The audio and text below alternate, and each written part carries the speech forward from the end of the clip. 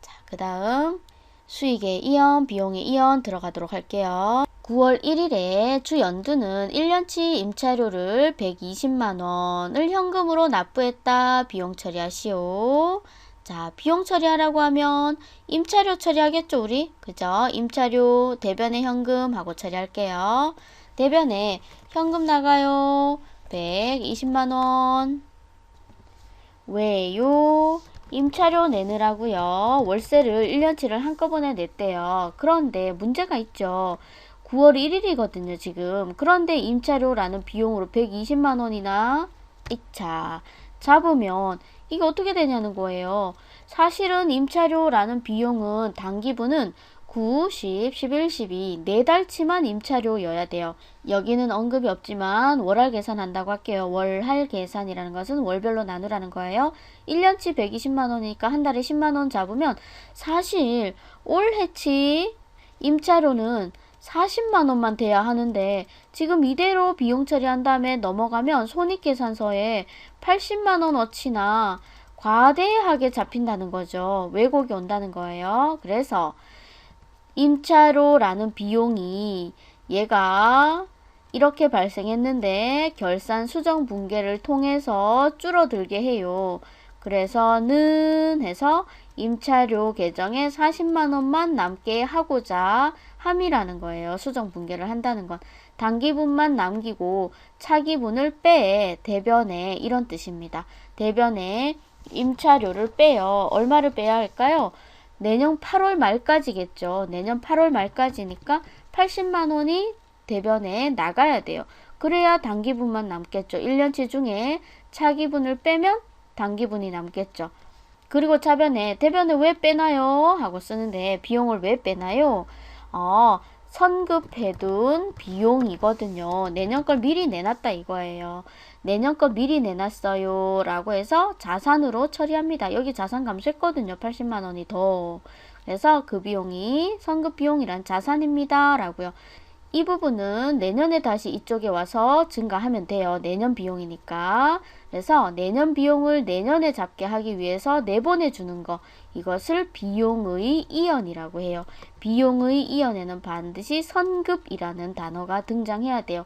비용은 받는 게 아니라 주는 거니까. 게다가 먼저 미리 내년 것까지 줬었다. 내년 것까지 준다는 건 미리 주는 거니까 선급이라는 단어가 나와요. 대부분 임차료 처리했다가 내년치를 빼고 자산으로 처리하는 경우가 많지만 이렇게 처리하라고 하기도 해요. 그래서 이것도 봐요. 9월 1일에 주 연두는 1년치 임차료 120만원 현금으로 냈는데 여긴 자산 처리하래요. 자산. 일단 대변에는 현금 120만원 나가요. 왜요? 우리에게 별말 없이 공개하라고 했다면 임차료라는 비용 처리하겠지만 자산으로 처리하려면 선급이라는 계정을 써야 돼요. 선급 중에 임차료가 있으면 쓰고 없으면 선급 비용으로 통칭해서 써요. 선급 임차료라는 계정이 있을 수도 있어요. 이 문제를 내려고. 그러면 우리는 그냥 그런 말 없으면 미리 낸 비용입니다. 자산 120만원. 물론 이 120만원 중에는 선급해둔 비용도 있기는 하지만 문제가 있어요. 단기분도 있다는 거죠. 이대로 분계를 하고 수정 분계를 하지 않으면 올해치 임차료는 한 푼도 없고 다 내년 건 거예요. 그렇진 않잖아요. 9, 10, 11, 12 있잖아요. 그죠? 다시 따져보면 선급 비용이라는 자산이 있는데요. 결산 때 대변에 좀 빼야겠어요. 왜요? 선급 비용, 진짜 미리 낸 비용은 얼마가 되게 하라. 얼마가 되게 하라? 내년 거는 얼마치? 8개월치만 내년 거잖아요. 그래서 80만원만 선급 비용이라는 계정에 남게 하기 위해서 대변에 40만원을 빼주는 거예요. 40만원을 빼면 자 1년치입니다. 그런데 선급 비용이란 뜻은 전부 내년 겁니다. 라는 뜻을 가지고 있기 때문에 내년 거는 진짜로는 80만원이니까 80만원이 되게 하기 위해서 40만원을 빼. 그럼 저 40만원은 왜 빼나요? 단기분이 포함되어 있거든요. 단기분은 비용, 임차료라는 비용 이렇게 처리합니다. 자, 선급 비용 중에요. 40만 원은 빼야 해요. 80만 원만 남아야 해요. 왜요? 단기분 임차료라는 비용이 포함되어 있거든요. 라고 한다는 겁니다. 단기분을 발생시켜야 돼요. 이 계정은 내년 거예요 라는 뜻이에요. 그래서 내년 것만 있는 건 아닌데 하고 빼요. 그리고는 올해 거를 증가시키는 거예요. 임차료. 그럼 여기서 이렇게 줄였던 애와 같은 결과가 나오는 거죠. 비용 전부 단기 비용이에요 처리했다가 내년치를 빼던가, 전부 내년치예요 했다가 올해치를 빼던가, 그렇다는 겁니다. 자, 별말 없으면 이렇게 처리했다가 이렇게 대체합니다. 자, 이번에는 9월 1일에 주보라는 1년치 임대료를 120만원 현금으로 수취하였다. 1년치 임대료를 한 번에 받았대요. 현금으로. 현금 받았어요. 120만원. 왜요? 임대료 받았거든요. 하고 수익 처리했어요. 그러고 나서 아무런 수정 분개를 하지 않으면 어떻게 된다? 전부 단기의 수익으로 보고가 되게 된다. 그런데 실제 단기의 수익은 9, 10, 11, 12 4달치만 단기의 수익이어야 한다는 거죠. 단기의 수익이라는 것은 여기 1번 처리했고 결산일 수정 분개를 해서 는 얼마가 남아야 되냐면 단기분은 40만원만 남아야 되죠. 단기 임대료는 40만원이고 무려 8개월 동안이나 내년 거라는 거죠. 그래서 올해 수익이 120만원이에요 라고 하면 안 돼요. 1년치 받았기 때문에 그럼 올해 수익은 얼마가 되어야 한다? 40만원이 되어야 한다. 그래? 그러면 얼마를 빼야 돼요? 80만원을 차변에 빼는 거예요. 임대료 80만원 뺄게요 라고요. 그러면서 왜 빼나요? 하고 적어주게 되는데 내년 수익까지 미리 받아 놓은 거죠. 미리 받았거든요. 선수 뭐를? 수익을. 부채입니다. 요렇게. 그래서 전부 단기분입니다 라고 처리했으니 아니에요 하고 내년치를 빼요. 그리고 올해분만 남게 하라. 이렇게 됩니다. 임대료 좀 뺄게요 하고 차변에 임대료 좀 뺄게요. 80만원이요. 왜요? 내년 것까지 미리 받은 거거든요. 부채 처리해 둡니다. 이것도 수익의 이연. 수익의 이연에는 반드시 선수가 나타나야 합니다. 자, 그 다음에 이번에도 임대료를 현금으로 받았는데 자, 뭐로 처리했냐면 전부 내년 거로 처리하겠대요. 뭐 이런 경우는 잘 없기는 해요. 우리 시험에는. 전부 차기분이에요 라고 처리를 했다는 거예요. 부채로 처리했대요. 아닌데 오면 올해 것도 있는데 하고요. 자, 따져봅시다. 전부 내년 거예요 라고 처리했어요. 그럼 아니에요 빼야 해요 라고 빼겠죠. 뭐 얼마를, 단기분을. 전부 내년 거가 아니에요. 내년 거는 아이쿠 내년 거는 얼마가 되게 하라? 내년치는 80만원이죠. 80만원만 선수해 둔 거예요. 라고 80만원이 되게 하기 위해서 40만원을 빼라는 거예요. 왜 빼나요?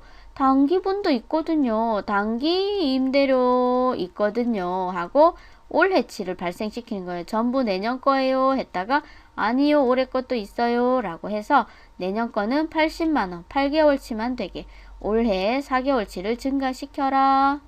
자, 선수 수익에서 좀 뺄게요. 40만원이요. 왜요? 올해치 있거든요. 라고 임대료 처리합니다. 금액이 서로 반대인 거예요. 잘 보셔요. 자, 많이 헷갈리지만 자꾸 들여다보셔서 하시고, 그리고 나중에 실무할 때도 많이 연습해요. 결산에 얘들이 꼭 나오거든요. 자, 이번에 그러니까 이거는 내년 것까지 미리 주고 미리 받은 걸 빼는 상황인 거고요. 정리하는 상황이고, 이거는 내년 건 고사하고 올해 것도 주고받지 않았어 가지고 기록을 한 적이 없는 거예요. 줄 날이 내년 언젠가거나 받을 날이 내년 언젠가거나, 그래서 아직 못 주고 못 받은 것들은 못 주고 못 받았어도 우리 회계에서는 발생하면 분개해야 되죠. 그죠? 현금주의가 아니니까. 자, 해볼게요. 140번. 연두는 10월 1일에 100만원을 차입하였고 빌렸대요. 10월 1일 날.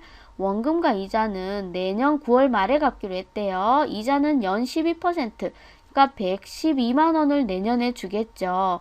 그런데 끝? 그러면 안 돼요. 그럼 내년에 주면 되지 뭐 올해 뭐 할 일 있나? 이러면 안 돼요.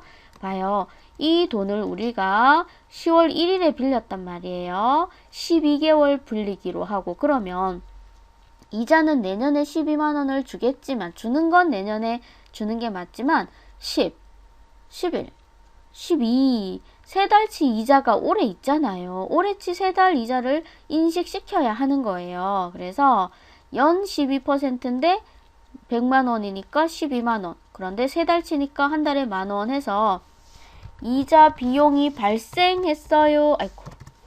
발생했어요. 라고 해요. 그리고 대변에 비었어요. 부채 처리하는 거예요. 내년에 줄 거니까 아직 부채예요. 못 주고 있잖아요. 그죠? 미지급. 그런데 그냥 미지급금하고는 달라요. 미지급금은 지금 줬어야 하는데 못 주고 있는 건 거고 지금은 미지급 비용이라는 걸 한다는 거. 미지급 비용과 미지급금의 차이는 미지급금은 줬어야 되는데 못 주고 있는 거고 얘는 아직 지급기일이 도래하지 않아서 안 주고 있는 거. 내가 사정이 어려워서 안 주는 게 아니라 약속한 날이 아직 안 되었을 뿐이다. 그 부채가 요거예요. 지급기 도래하지 않은 부채. 자, 이자 비용을 발생시켜요. 자, 그 다음 보라는 10월 1일에 100만 원을 대여해줬어요. 돈을 빌려줬어요. 그리고 원금과 이자를 내년 9월 말에 받기로 했지만 단기 이자 수익이 발생해야 되는 거예요. 올해 빌려줬어요. 세 달치. 똑같아요. 연두가 보라한테 빌렸나봐요. 그래서 세 달치의 이자를 발생시켜라. 이자 수익 발생했어요. 하고 자기 자리에 넣어요. 10, 11, 12 세 달이니까 3만 원이라고 발생시키는데 못 받았죠. 내년에 받을 거예요. 내년에 못 받은 수익이 있습니다. 이렇게 분개를 하게 돼요. 그래서 발생주이기 때문에 비용 발생, 수익 발생 시켜요. 그런데 못 주고 못 받았을 뿐이다. 요렇게요. 이런 것이 비용의 발생, 수익의 발생이고요.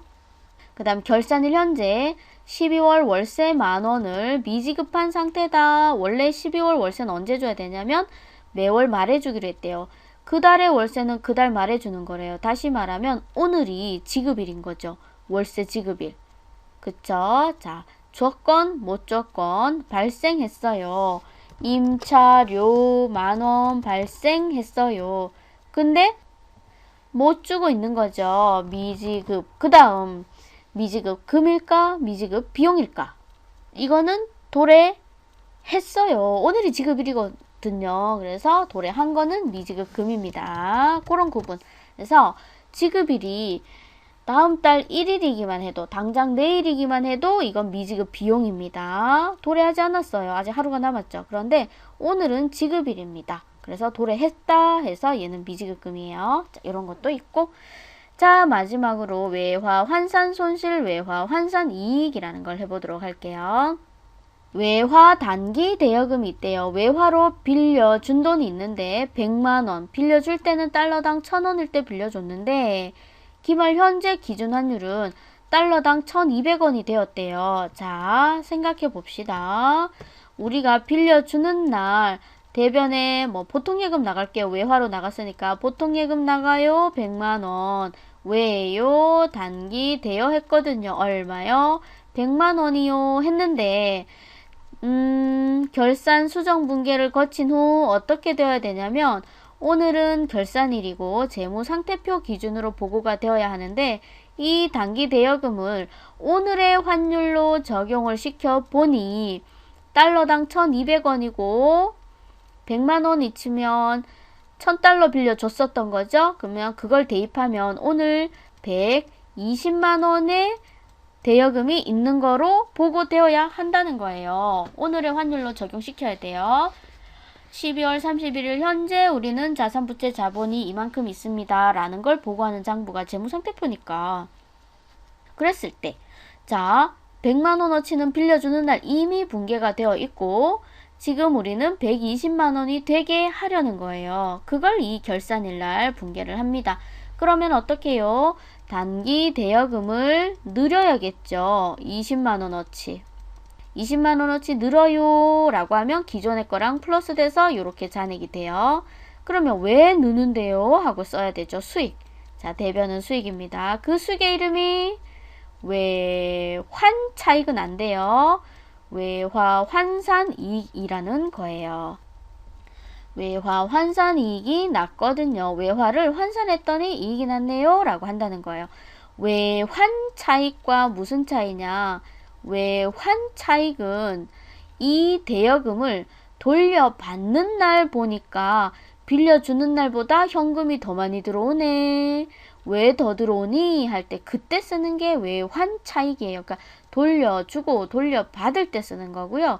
지금은 이 대여금을 서로 돌려주고 돌려받는 상황이 아니라 그냥 나 혼자 내 장부상의 기말 시점의 기준 환율로 대응시키기 위해서 대여금을 증가시키는 중이에요. 그죠?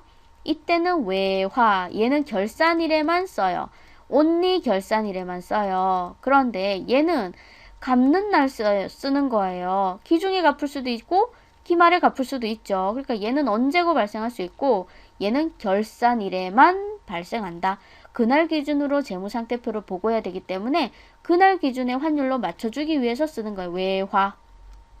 그런데 주로 기중에 갚을 때 나는 것도 외화라고 자꾸 써서 그렇게들 틀리시더라고요. 계속 이래도 외화 저래도 외화. 뜻이 매우 비슷하니까 잘 정리해 주세요. 이거는 채권이나 채무를 서로 상환하고 회수할 때 발생하는 거고 외환 차익, 외환 자손은요. 얘는 결산일날 환율의 변동을 맞춰주느라고요. 환율의 변동 때문에 채권 채무가 달라지는 걸 맞춰주느라고 나 혼자. 그래요. 자, 그때 쓰는 게 외화. 자, 분기할게요. 차변에 단기 대여금 늘어요. 20만원이요. 왜요? 외화를 환산했더니 이익이 났더라고요. 요렇게요. 물론 대여금의 거래처 알려주면 씁니다. 자, 이거는 반대로겠죠. 그죠? 100만원 빌려줄 땐 100만원이었는데 오늘의 환율로 대입하니까 90만원이 되는 거죠. 그죠? 90만원이 되게 하기 위해서 대변에 단기 대여금 좀 줄일게요. 10만원 하고요. 빌려줄 때 차변에 있었을 거니까 왜요? 왜 대여금 줄여요? 외화를 환산했더니 손실이 났어요. 글쎄. 자, 요렇게 한다는 거예요. 자, 외화 환산. 자, 그 다음 2012년 4월 1일에 차입한 장기 차입금 10만원에 상환기일이 차기 즉 2015년 3월 말이다. 자, 이게 결산분기 하시오. 그랬어요. 이게 무슨 소린가? 이게 뭔가? 자, 2012년 4월 1일에 빌렸어요. 그러면 그해 12년 12월 31일에 얘는 장기 차입금이라고 보고되면 되죠. 장기차가 맞죠. 왜? 갚을 날이 언제냐? 2015년 3월 말이니까요. 언제 갚아요? 2015년 3월 말에 갚을 거예요. 그러니 아직 12년 말 봤을 때는 1년을 초과했죠. 그죠? 그래서 그때는 장기차입금하고 빌려온 이때 장기차라고 분개를 해놓은 걸 그대로 아무 일도 하지 않고 그래 장기차 하고 보고하면 되는데 자 가볼게요. 그 다음 해로 그냥 12년 아니 13년 12월 31일 날 봐요. 이날 기준으로도 장기차가 맞나요? 네, 이날 기준으로도 장기차예요. 15년이니까 1년보다 멀어요. 네, 좋아요. 자, 그럼 그 다음에 또 한 해가 지났어요. 14년 12월 31일 날 봅시다. 자, 이날도 이게 장기차면 되나요? 14년 말에 봤더니 갚을 날이 3개월밖에 안 남았어요. 그쵸? 이제는 더 이상 얘가 장기 차입금 있어요 하고 보고하면 안 된다는 거예요. 이해되셨나요? 그러면 얘는 이제 더 이상 비유동부채가 아니라 유동부채여야 한다는 거예요. 갚을 날이 1년 이내로 도래했어요. 라고요. 자, 그러면 장기 차입금은 돈 빌려올 때 차변에 현금 들어와요. 왜요? 빌렸거든요. 하고 부채는 대변에서 증가하죠. 그 장기 차입금이란 부채를 차변에 감소시킬 거예요. 2014년 말이에요. 오늘은 2014년 말이에요. 갚을 날이 차기가 된 거예요. 내년이에요. 3개월밖에 안 남았어요. 장기 차입금 거래처 알려주면 쓰고 10만원 없애버리는 거예요. 장기 차입금을. 왜요? 갚았어요? 아니요. 갚는 건 아니에요. 뭐가 생겼어요? 유동성이 생겼어요. 장기 부채였는데 요렇게 유동성 장기 부채라고 하고 새로운 부채로 갈아태우는 거예요. 얘는 지금 줄어들고 있는 거고 얘는 지금 증가하고 있는 중인 거예요. 부채니까. 그래서 장기 차입금이라는 비유동 부채로 더 이상은 보고할 수는 없다. 갚을 날이 이제 몇 달 안 남았으니까. 그래서 그럼 어떻게? 그럼 단기 차로 하면 안 돼? 단기 차입금으로 하면 안 돼. 출신 성분이 달라요. 어떻게 해야 되냐면 원래는 장기 부채였는데 유동성이 생겼어요 라는 이 계정을 쓴다는 거예요. 얘는 결산일에 나오면 항상 차변의 장기차, 대변의 유동성 하고 똑같아요. 분계가. 항상 얘가 줄어들고 얘는 늘어나요. 지금은 없지만 아차 거래처 걸어야 합니다. 자, 그렇게 해서 비유동부채를 유동부채로 대체하는 과정까지 해서 거래로 살펴보는 자산부채 자본 수익 비용들을 살펴보았습니다. 그럼 잠시 쉬었다가 또 다음 진도 이어갈게요. 고생하셨습니다. 네, 오늘 영상은 여기까지고요. 다음 시간에 더 좋은 영상으로 돌아오도록 하겠습니다. 감사합니다.